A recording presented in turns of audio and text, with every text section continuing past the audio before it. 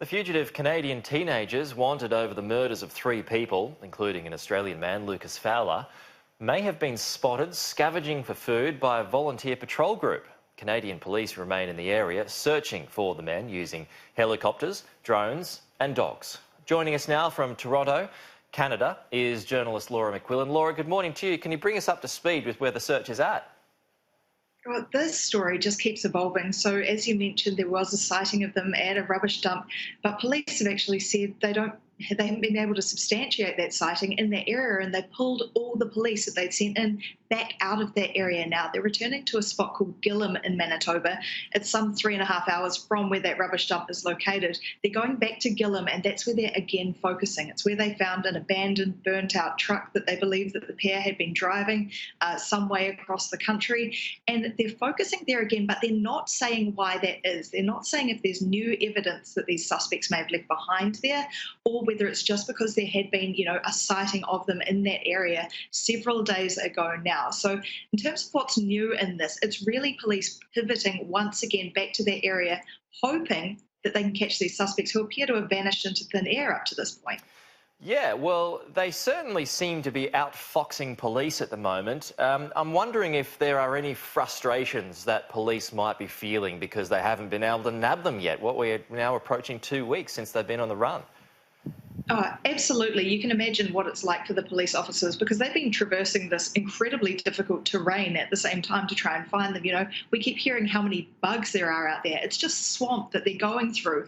Really rough environment to try and find them, and turning up very little, or at least saying very little about what they are turning up. They've been going through the bush for days. They've been door knocking hundreds of homes, trying to find anyone who may have seen them, as you can see there on your screen, but still not turning up a lot. And in terms of that frustration, it extends to the public as well. We're talking 3 very small communities that police have been going through, trying to find them in that province of Manitoba, and not turning up much, but telling people, lock your doors, don't leave your home, don't go out in your car, keep your kids inside, keep your pets inside. So people are really living in fear, wondering, could these suspects still be on the loose in their community? If so, with police leaving, is that going to make them more vulnerable? Well, tell us about this terrain, Laura. I mean, you've got to think that it's only going to be a matter of time before they come out because, they can only survive on bugs and plants and whatever for only a short while before they really start making mistakes. Is it wild? Is it rugged? Can you describe that for us? Oh, absolutely. So it is a mix of swamps and forests, and we've been hearing these forests are so dense that, just a few feet in front of you, you wouldn't be able to see anyone. That's what police have been working their way through.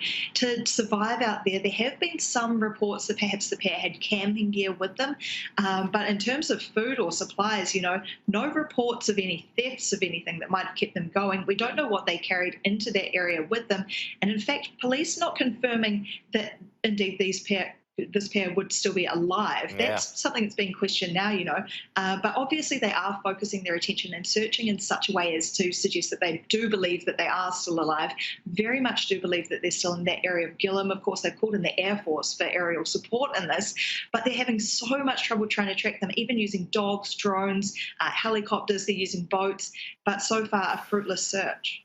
Laura, there are reports around this morning suggesting that Canadian police may have intercepted the boys, the teenagers, but let them go before the manhunt was announced. Can you tell us anything about that?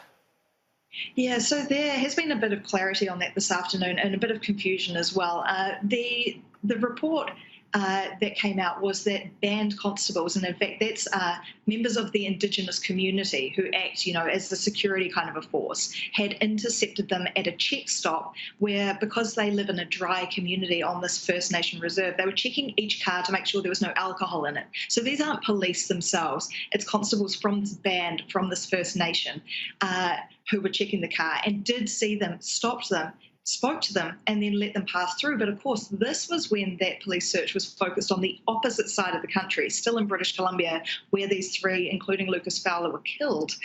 So no one in Manitoba, this province, much more central in Canada, no one there thought this pair could be there. So of course, no one was on the lookout for them there at that point in time.